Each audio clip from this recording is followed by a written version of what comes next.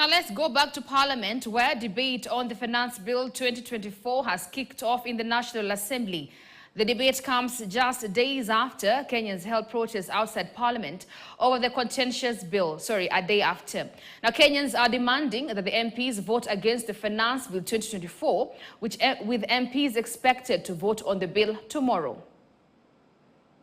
To represent the more than 50 million Kenyans who have asked this House to reject this insensitive, punitive, ill-advised piece of legislative mistake. Mr. Speaker, I say this because in the 10 years that the former President Uhuru was president of this country, we had finance bills every year. But it's only one that had very serious contention, and the only contention that was there was the increase of VAT, in fact, the introduction of VAT on fuel of 8%. Mr. Speaker, the Kenya Kwanza regime has been in office. This is less than 2 years.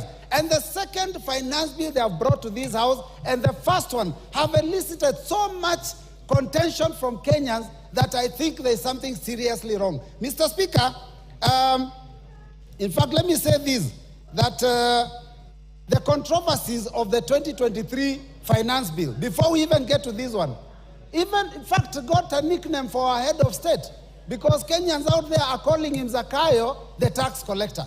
Mr. Speaker, we must move from that concept of ensuring that every year we impose punitive taxes on Kenyans. Mr. Speaker, Kenyans have not even recovered from the negative effects of the 2023 finance bill.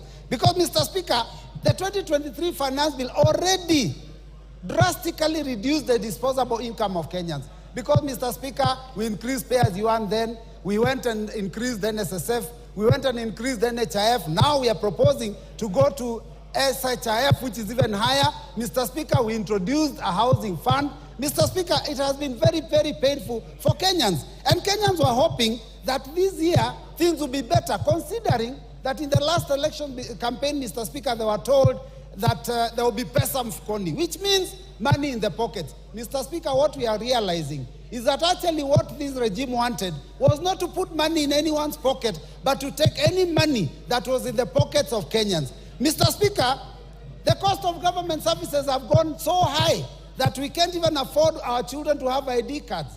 So, Mr. Speaker, when I look at a bill that proposes to increase the already overburdened Kenyans, it is something that we have to stand firm and reject. Mr. Speaker, let me say this, that we were told to tighten our belts.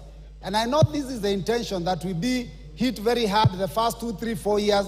But, Mr. Speaker, you know, some people will lose their lives because of the hunger now and because of the stress now. What do you do with them when they are 6 feet under in 2026, 2027? We are told to tighten our belts. And as we tighten our belts, Mr. Speaker, it is shocking to see the excesses that this government is going through. We are taxing Kenyans to raise money to run the government, and yet we have excesses. We are putting in money to build houses, to repair, to paint houses that were built with 400 million, and we are spending 600 million to renovate and paint. Mr. Speaker, it is very, very painful. And then we are told, tighten your belts as Kenyans. And 200 million Kenyan shillings is used on a return trip on a chartered plane to the US. Mr. Speaker, this is not acceptable. And all those missions are begging missions. When what we are doing here is we are living beyond our means. Mr. Speaker, I seek the attention of all those members that passed the 2023 finance bill and later on went and told Kenyans they didn't have time to read it.